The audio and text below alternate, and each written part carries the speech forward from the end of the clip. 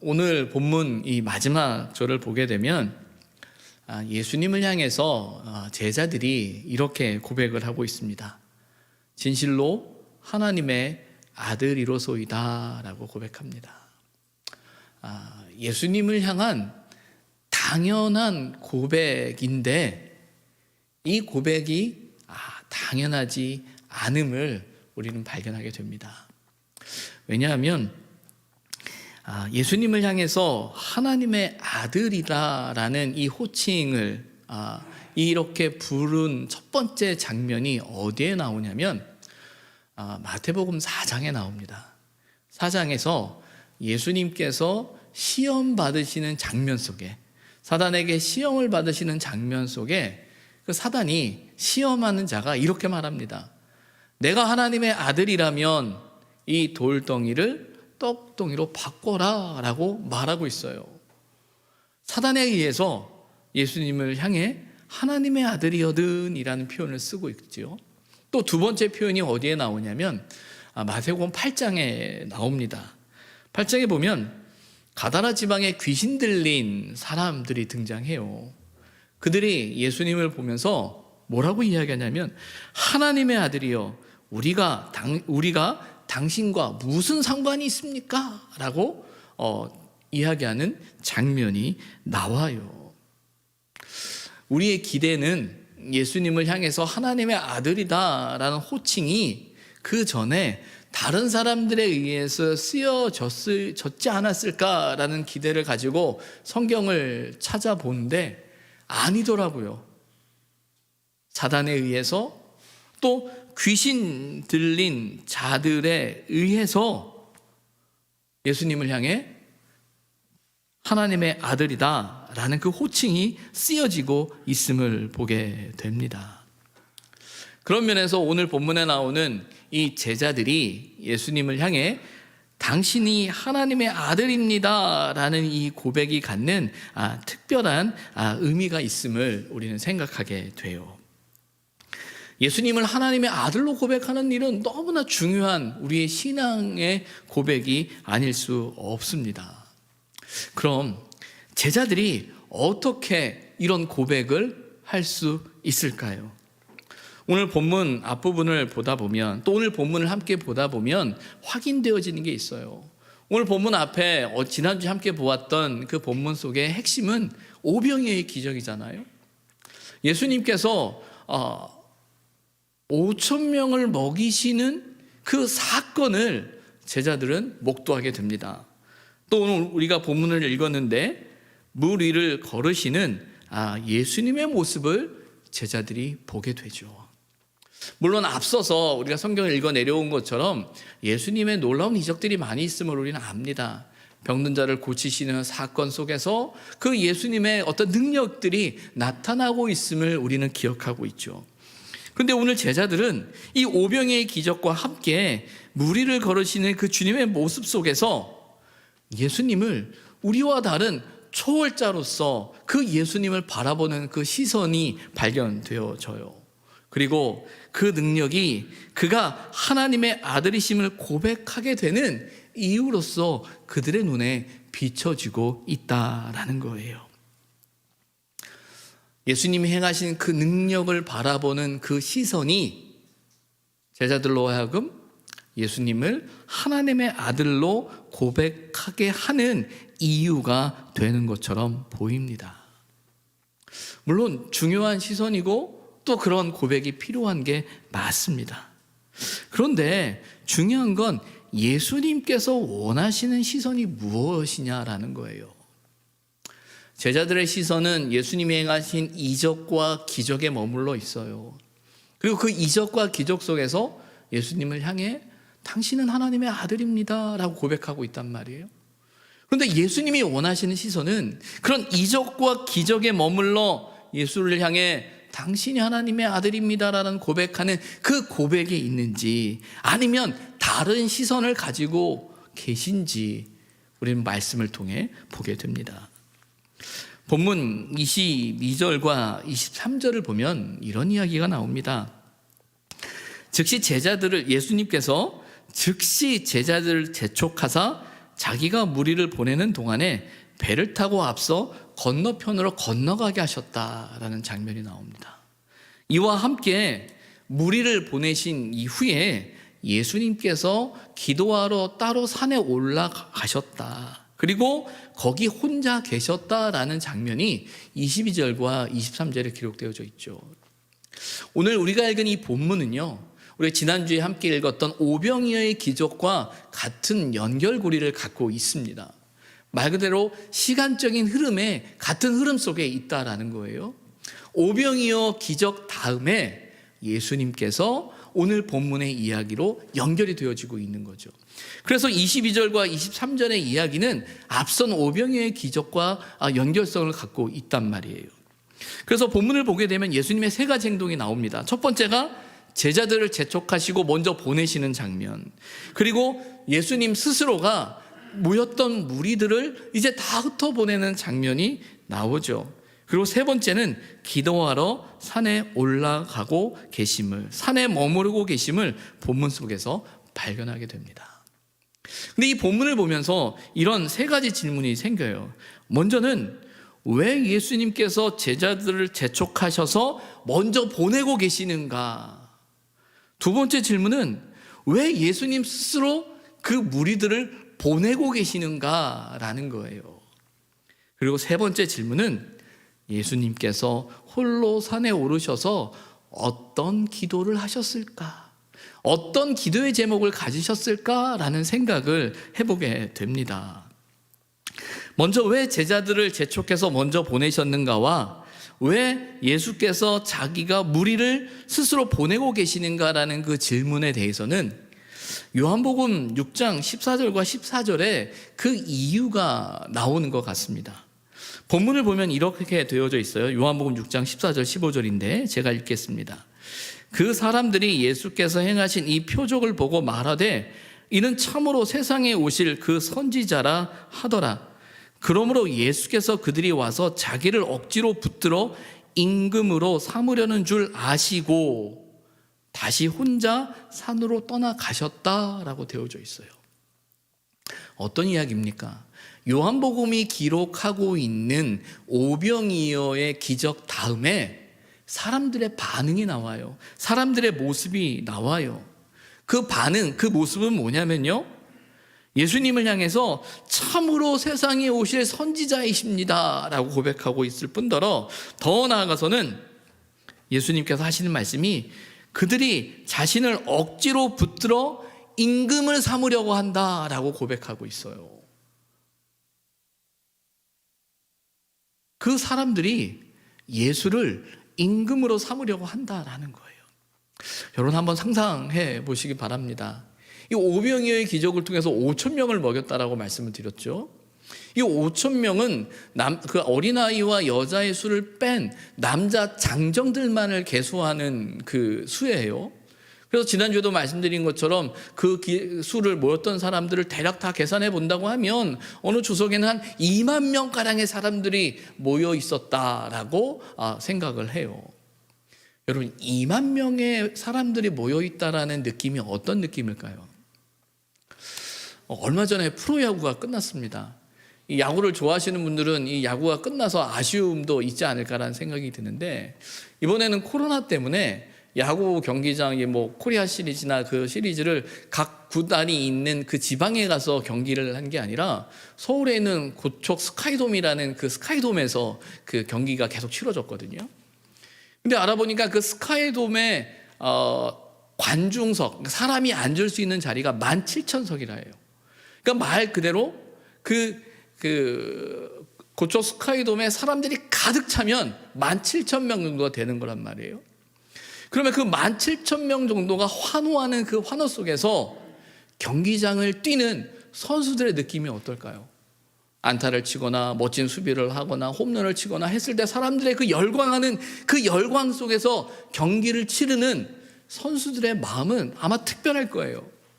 아마 이번 코로나 때문에 아마 선수들이 그런 느낌을 잘 받지 못하진 않았을까라는 생각을 들지만, 그걸 상상해 보면 아마 이 2만 명가량 모여있는 이 상황에서 그들이 예수님께 집중하고 있잖아요. 그리고 그들이 예수님의 제자들에게 집중하고 있다는 거예요.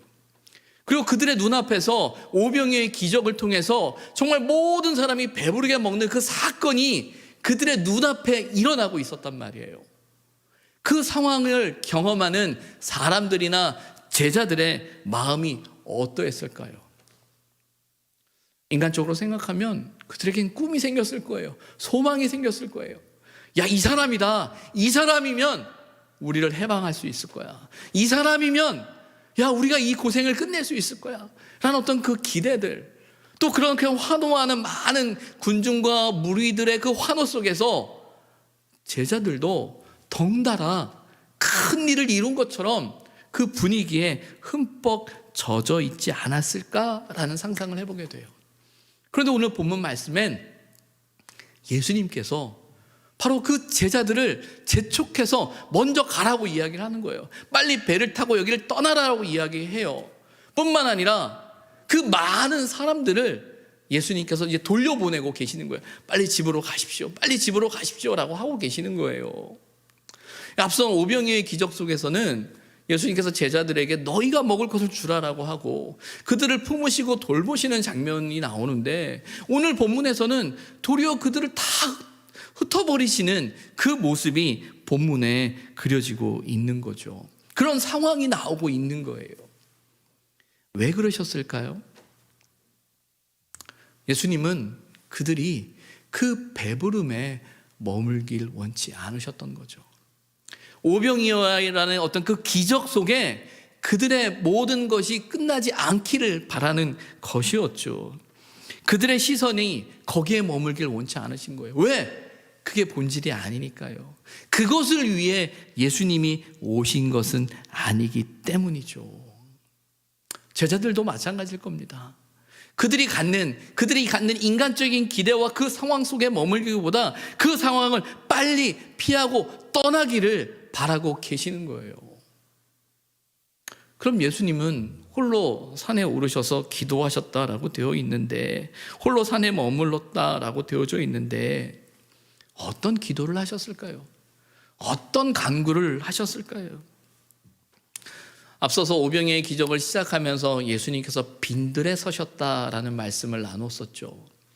빈들에서 세례 요한의 죽음을 생각하면서 무엇이 하나님의 나라를 이루는 것인가, 무엇이 하나님의 뜻일까 고민하던 그 기도의 자리가 빈들이었단 말이에요. 이제 그 빈들에서 예수님은 이 산 위에 혼자 머물러 계시는 거죠.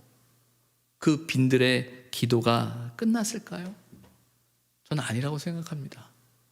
여전히 주님은 기도하실 거예요. 뭐라고 기도하셨을까요? 자신의 방법이나 사람들의 기대가 아닌 하나님의 방법 앞에, 하나님의 뜻 앞에 서고자 하는 그 기도와 몸부림이 예수님의 기도였다는 거예요. 오병이어의 기적을 행할 수 있는 능력을 주십시오. 제게 물 위를 걸을 수 있는 능력을 주십시오.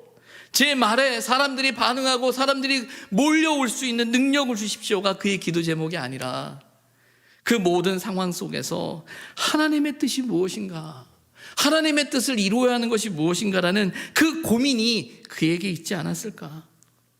그의 깊은 기도 속에, 그의 간절한 기도 속에 그 분위기와 그 상황과 사람들의 말소리와 사람들의 기대에 흔들리는 그 자리가 아니라, 하나님의 뜻 앞에 올곧게 그 뜻을 지켜가기 위한 그 시선이 흐트러지지 않도록 하는 그의 기도가 아니었을까라는 생각을 해보게 되죠.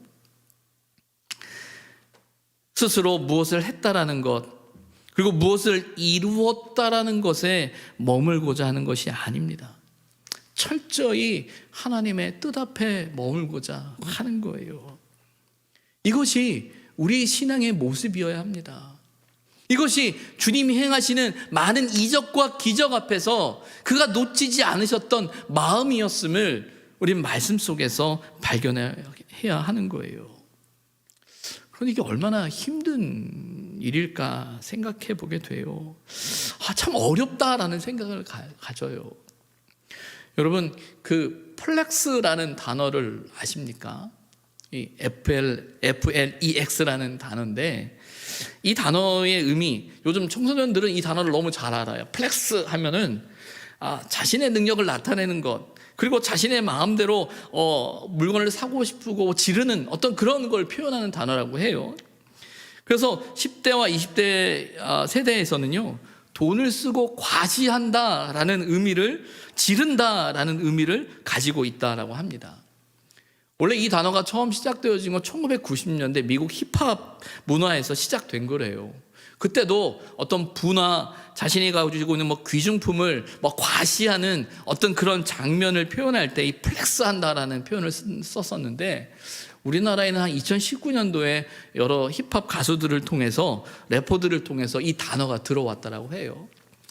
TV나 어떤 장면 속에서 막 금 목걸이를 하거나 막 멋진 시계들을 막 차고 막 돈을 뿌리거나 하는 어떤 그런 장면들, 마치 연출되어지는 장면처럼 보여질 수도 있지만, 그런 모습 속에서 자신이 가지고 있는 모든 것, 하고 싶은 모든 것대로 다 내질러버리는 어떤 그런 장면들을 가리켜서 플렉스한다라고 이야기를 해요. 그래서 TV나 광고나 사람들이 어떤 표현 속에서 플렉스라는 어떤 단어가 어떤 자신을 과시한다는 어떤 그 의미와 함께, 이제는 그 모습을 보면서 청소년들은, 젊은 친구들은 저러고 싶다라는 어떤 동경의 모습으로 그려지기까지 하는 거예요. 이 단어에 대한 설명이 한경 경제용어 사전에 나와 있어요. 그러니까 경제용어 사전에 이 플렉스라는 단어가 설명되어져 있더라고요. 말 그대로 어떤 트렌드라는 거예요. 사람들의 생각이라는 거예요. 젊은 사람들의 생각이라는 거예요. 그러면 안 돼! 라고 생각하고 있는 우리들조차도 우리 마음속에 무언가 내가 하고 싶은 대로 하고, 내지르고 싶은 대로 하고, 다른 사람들이 어떤 부러워하길 바라는 어떤 그런 경향이 우리에게 다 있단 말이에요. 그런데 예수님께서는 그 이적과, 놀라운 이적 앞에서 그 상황 가운데 젖기를 원하고, 그 상황 속에서 그것을 누리기를 원하는 제자들, 그리고 그것을 기대하는 많은 사람들을 다 보내고 계시는 이 장면 속에서 참 쉽지 않은 우리 신앙의 자리를 발견하게 됩니다. 이어지는 24절부터 32절까지의 말씀엔 예수님께서 물 위를 걸으시는 장면에 대한 이야기가 나오죠. 24절에 보게 되면 배가 이미 육지에서 수리를 떠났다라고 되어져 있어요.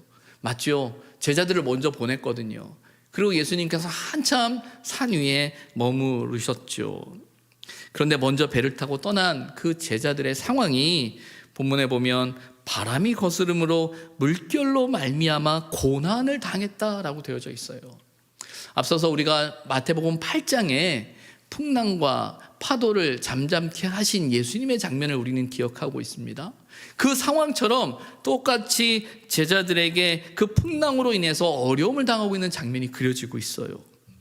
밤 사경에, 여기서 말하는 밤 사경은 새벽 3시부터 6시 그 사이경을 이야기한다라고 합니다. 예수님께서 바다 위를 걸어서 제자들에게 오셨다라고 되어져 있어요. 제자들이 그 모습을 보았는데 놀라지 않을 수가 없죠. 상상도 할 수 없는 상황이잖아요. 상상도 할 수 없는 상황입니다. 유령인가 하며 소리를 지르는 그들에게 주님이 말씀하십니다. 안심해라, 나다, 두려워하지 마, 나야, 나란 말이야 라고 말씀하고 계신다라고 해요. 근데 문제는 그때예요. 그때 베드로가 예수님께 이렇게 말합니다. 정말 당신입니까? 당신이라면 나를 명하셔서 물 위로 오라 하소서. 베드로가 무슨 생각을 했는지 모르겠어요. 정말 그런 면에서는 베드로는 좀 특별한 것 같습니다. 베드로가 나를 물 위로 오라 해 주십시오 라고 말하고 있는 거예요. 그 말을 예수님이 받습니다. 그래, 와 말하죠. 베드로가 배에서 내려서 물 위를 걷기 시작합니다. 그런데 이어지는 30절을 보게 되면 바람을 보고 무서워 빠졌다라고 성경은 이야기하고 있어요. 여러분, 베드로가 물 위를 걸을 수 있었던 이유가 뭘까요? 그 배에서 물 위에 발을 내디딜 수 있었던 이유가 뭘까요? 예수님을 보았거든요. 예수님을 바라보고 있거든요. 그리고 예수님이 오라 하셨거든요. 그래서 발을 내디뎠어요. 그런데 왜 그가 다시 바다의 물에 빠져가고 있죠? 본문은 분명히 이렇게 이야기합니다. 바람을 보고 무서워 빠져갔다. 예수님을 보고 물 위를 걷던 베드로가 바람을 보고 무서워 빠졌다라고 되어져 있어요. 무엇이 바뀐 겁니까?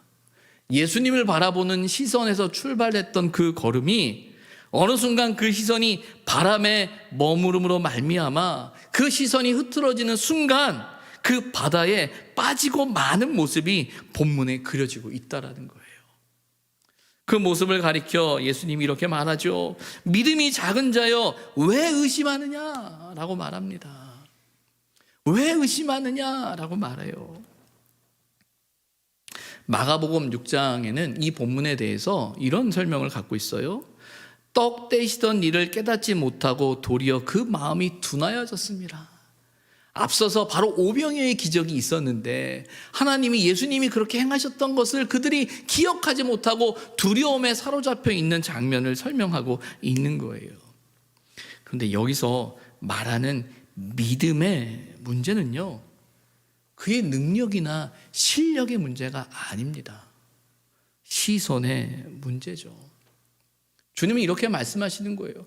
왜 나를 바라보지 않아? 왜 다른 곳에 너의 눈을 두는 거지? 왜 너의 눈을 다른 곳에 두는 거지? 라는 거예요. 솔직히 여러분 상상해 보세요. 여러분이 베드로라면, 저는 베드로가 그 상황에서 예수님께 당신이 정말 주님이라면 저를 물 위를 걷게 해주십시오라고 말하고 그 배에서 발을 내딛는 것 자체만으로도 정말 대단한 믿음 아닌가라는 생각을 해보게 돼요. 그런데 여러분, 그 믿음이 그를 물에 빠뜨렸어요. 그 믿음이 그를 물에 빠뜨렸습니다. 그럼 차라리 그 믿음이 필요 없는 것 아니겠어요? 아니죠. 믿음 필요해요. 중요한 건 물 위를 걷는 이적에 머무는 믿음이 아니라 예수님을 바라보는 그 믿음이 필요했던 거예요. 이 부분이 오병이어의 기적과 연결되는 부분입니다. 우리가 이적에 머물게 되면 그 이적 때문에 물에 빠지게 돼요. 그들의 눈앞에 벌어진 오병이어의 기적에 예수님이 그들을 머물게 하지 않으신 것은 그 이적으로 인해서 그들이 그 이적에 빠지면 안 되기 때문인 거예요. 이적에 머물 때 그 이적 때문에 물에 빠지게 된다는 사실을 우리는 알아야 합니다. 오병이어에 머물 때 사람들은 예수를 왕으로 삼으려고 했어요. 물 위를 걷는 것에 우리의 신앙에 머물 때 우리는 그 체험에만 머물게 되는 거예요. 중요한 것은 오병이어와 물 위를 걷는 일이 우리가 예수님을 믿는 이유와 목적이 아니라는 사실을 우리가 인정해야 하는 것입니다. 예수님께서 행하신 그 모든 이적과 기적에는 분명한 목적이 있었어요. 그 목적은 뭐냐면 하나님의 뜻을 이루는 거죠. 그들에게 하나님의 나라를 보여주는 거죠. 하나님의 나라를 맛보게 하는 거죠. 하나님의 역사를, 하나님의 일하심을 깨닫게 하는 거죠. 이적을 통해, 그 기적의 경험을 통해 하나님 나라를 향한, 하늘 나라를 향한 소망을 갖게 하고자 하시는 거예요. 그런데 우리의 시선이 그 이적에만 머물게 되면 그 이적이 사라진 믿음의 자리는 어떻게 되겠습니까? 우리가 이적에 우리의 시선이 머물게 되면요, 우리는 그 이적으로 하나님의 시선을 잃어버립니다. 우리의 이적과 기대가 거기에만 우리의 시선이 머물러 있으면 내가 하나님을 믿는다라고 말하고 하나님을 안다라고 말하고 하나님을 의지한다라고 말하는데 우리도 모르는 사이에 하나님의 시선을 잃어버리게 된다라는 거예요. 왜 그러냐면 우리는 본능적으로 우리 자신에게 집중하는 존재잖아요. 내 상황, 형편, 감정, 생각에 집중하는 존재라는 거예요. 그게 우선시 되는 존재가 바로 저와 여러분이잖아요. 그래서 우리의 반응이 늘 하나님의 일하심보다 앞서고자 하는 그런 성질이 우리에게 있어요. 하나님의 뜻보다 내 상황, 형편, 내 판단, 내 생각, 내 감정, 그것이 먼저 작용하는 게 우리 존재라는 거예요. 그러다 보니 어떤 상황과 형편이 벌어지면 우리는 우리가 기대하는 어떤 결과를 기대하게 되고요, 소망하게 되죠. 때로는 그거를 위해서 우리는 기도하게 됩니다. 그런데 여러분, 그런 결과와 기대가 미치지 못하면요, 내가 원하는 것, 내가 소망하는 것, 내가 바라는 것대로 되어지지 않으면요, 우리의 믿음은, 우리의 신앙은 어디에 가는 걸까요? 그 순간 우리의 기대와 결과에 미치지 못하는 순간 우리는 무너져요. 우리는 물에 빠지게 돼 있어요. 왜?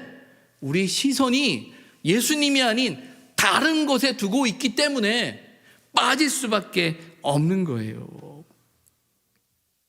저와 여러분이 예수님을 향해 하나님의 아들입니다 라고 고백할 수 있는 것은요, 그렇게 고백한다라는 것은요, 당신이 하나님의 아들이기 때문에 모든 걸 할 수 있습니다라는 그 믿음의 고백 이전에 당신이 하나님의 아들이시기에 당신이 하나님의 뜻에 더 집중하고 계신다라는, 그분의 뜻을 이루고자 하신다라는 것에 대한 고백이 되어야 하는 거예요. 당신은 하나님의 아들이십니다. 당신은 능력자이십니다. 모든 이적과 기적을 행할 수 있는 분입니다. 맞아요. 중요한 신앙의 고백이죠. 그러나 주님은 당신이 하나님의 아들이시기 때문에 내가 모든 걸 다 할 수 있어 라고 하면서 그 이적과 기적에 빠지는 것이 아니라 하나님의 아들이기 때문에 하나님의 뜻에 더 집중하는 것이고, 하나님의 뜻을 이루고자 몸부림치는 그 몸부림이 그에게 있었던 거죠. 만약 그 기적과 이적이 우리 신앙의 핵심이라면요, 그렇게 행하는 것이 우리 신앙의 중심이라면 아마도 오병이어의 기적 이전에 우리가 원하는 대로, 우리가 바라는 대로 헤롯을 끌어내렸을 겁니다. 예수님이 그거 못하셨겠어요? 근데 왜 안 하셨을까? 왜 그렇게 하지 않으셨을까? 그리고 도리어 애통하고 고통 가운데 있는 그들의 삶 속에 함께 하셨을까? 오병이어의 기적으로 그들을 배부르게 하셨지만 결코 그들을 그 배부름에 머물게 하지 않으신 그 주님의 뜻을 우리가 알아야 하는 거예요. 그런 면에선 우리가 사는 삶 속에 저와 여러분이 감당해야 할 고난과 아픔이 어쩌면 완전히 사라지지 않을지도 모르겠어요. 왜냐하면 그래야 우리가 하나님을 더 의지하고, 그래야 우리가 하나님을 더 바라보게 된다면 그 아픔이 이유가 되지 않겠습니까? 우리가 밤기도회를 하면서 예언서의 말씀을 이제 계속 봐왔죠. 이번 주부터는 이제 로마서의 말씀을 보게 될 텐데, 예언서의 말씀 지난주에 봤던 게 나훔서예요. 이 나훔서는 아수르를 향한 심판의 말씀을 하고 있는 책입니다. 근데 아수르를 향한 심판의 말씀의 책이 또 하나가 있는데 요나서예요. 요나를 통해서 하나님께서 아수르에게 하나님의 심판의 경고의 메시지를 전하게 되는데, 니느웨 백성들이 회개하고 돌아오게 됩니다. 그로 인해서 그 땅을 향하는 심판의 말씀을, 심판의 뜻을 멈추시는 장면이 요나서의 이야기예요. 요나서와 나홈서는 100년의 시간의 간격을 두고 있다고 해요.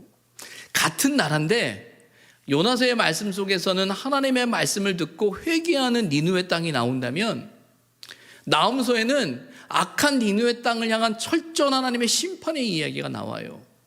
똑같은 나라인데 뭐가 문제였을까라는 생각을 해보게 됩니다.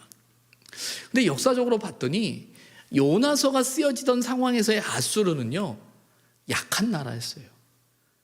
힘없는 나라였어요.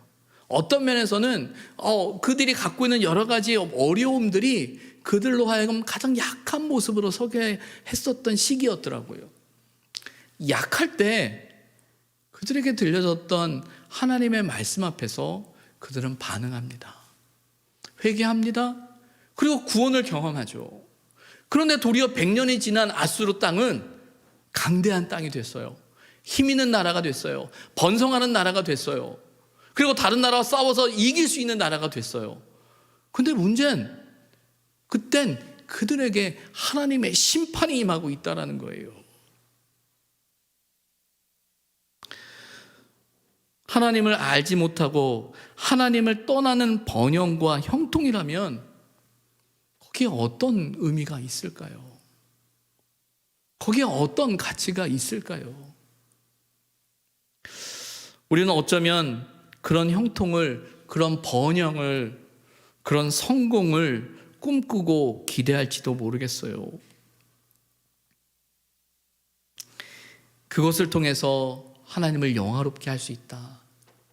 내가 성공한다면, 내가 번영한다면 이를 통해 하나님을 더 영화롭게 하고 영광을 돌릴 수 있겠다라는 생각을 우리는 하곤 합니다.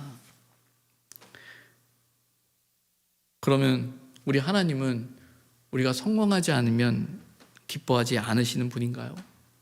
성공해야만 기뻐하시는 분이신가요?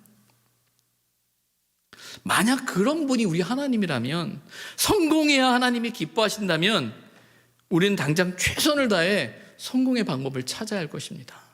그런데 그 성공의 방법을 찾는 데는 아마 여기보다 세상의 방법으로 찾는 것이 더 빠를 거예요. 더 빠를 겁니다. 오늘 우린 본문 속에서 제자들이 진실로 하나님의 아들이로소이다라는 고백의 말씀을 우리가 들었어요. 그 고백이, 그들의 시선이 머무는 그 자리는 오병이의 기적과 무리를 걷는 예수님이라는 사실을 우리는 생각해 보게 되죠. 그러나 예수님은 그들의 시선이 오병이의 기적에 무리를 걷는 것에 머물길보다 다른 것에 있어야 함을 오늘 본문을 통해 우리에게 말씀하고 계시는 거예요. 저와 여러분은 어떻습니까? 진실로 당신은 하나님의 아들입니다라고 고백하고 있는 저와 여러분에게 있어서 그 예수님은, 하나님의 아들로서 예수님은 저와 여러분에게 어떤 분이십니까? 오늘부터 대림절 첫 번째 주간이 시작되죠. 주보에도 대림절에 대한 이야기가 잘 설명되어져 있는데, 괴력으로 따지면 대림절은 괴력의 출발입니다. 첫 번째 출발의 절기의 의미는 대림절이에요. 그 대림절의 의미는 우리의 시선을 어디로 둡니까?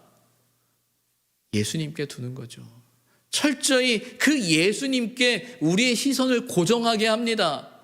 그분을 기다리게 합니다. 그분의 뜻을 찾게 합니다. 그분이 원하시는 것이 무엇인지를 기다리고 그분을 바라볼 때 그 기다림 속에 평안이 있음을 이야기하고 계시는 거죠. 설교부를 우리가 고백할 이 찬양엔 이런 가사가 나와요. 평강의 왕이 오시니 다 평안하여라. 그 소란하던 세상이 다 고요하도다. 하나님의 아들이신 예수님을 온전히 기대하고 고백하는 은혜가 저와 여러분 가운데 있기를 소망합니다. 기도하겠습니다.